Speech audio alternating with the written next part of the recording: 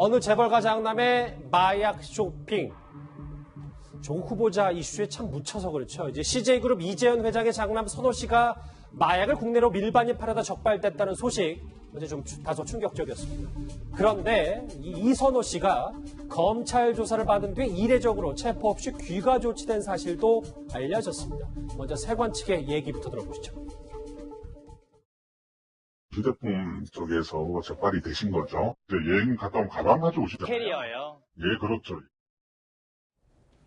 이 해외에서 구매해서 마약을 밀반입한 게 장혜철 변호사님 보니까 거의 뭐 종합 마약 세트를 구매했다는 얘기가 있습니다. 네, 액상 대마도 나와 있고 캔디나 젤리 형태의 대마뿐만 아니라 대마초를 흡연할 수 있는 흡연기구도 포함되어 있었다고 하니까 해외에 출국해서 다량의 마약류를 쇼핑하고 돌아온 것이 의심되는 상황이고요. 이 액상 대마 같은 경우는 일반 대마초보다 환각 효과가 10배나 더 강력하다고 합니다. 그만큼 더 비싸겠죠. 그렇기 때문에 이 부유층 자제들, 상류층 자제들이 최근에 유독 선호하는 형태의 마약이라고 알려지고 있는데 이런 부분을 항공 화물을 통해서 소지해서 들여오려다 입국 과정에서 세간에 적발이 된 것이고요.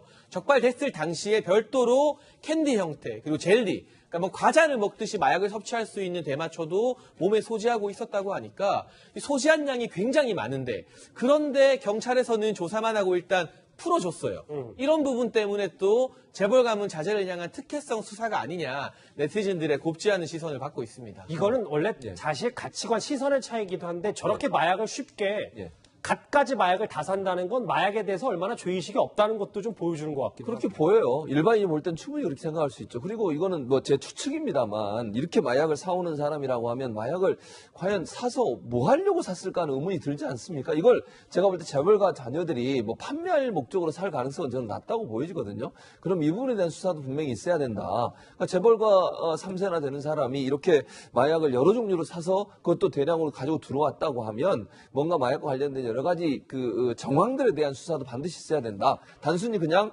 이걸 사와서 다른 데 판매할 목적이라고 보기는 어려운 부분이 있어서 그 부분에 대한 수사가 반드시 병행돼야 된다는 생각이 듭니다. 근데 또 하나의 포인트, 저 장혜식 변호사님 아까 잠깐 언급을 해주셨지만 SK그룹의 장손과 현대그룹 3세는 어쨌든 구속이 됐었는데 왜 이례적으로 귀가 조치됐는지에 대해서 해명이 나왔습니까? 해명이 안 나오죠. 사실상 해명이 나올 만한 구석이 좀 없어 보이고요.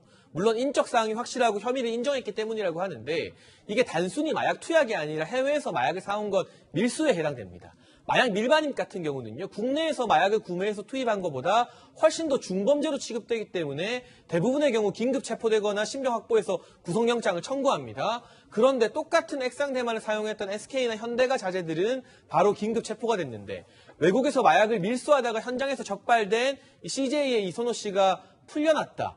조치를 받지 않고 풀려났다는 사실은 아무리 생각해도 경찰이 특혜를 준 것이 아닌가. 분명한 해명이 없으면 석연치 않은 구석이 많다는 부분 경찰도 아마 지금쯤은 인지하고 있을 것 같습니다. 어느 재벌가 장남의 마약 쇼핑 얘기 여기서 정리를 해보도록 하겠습니다.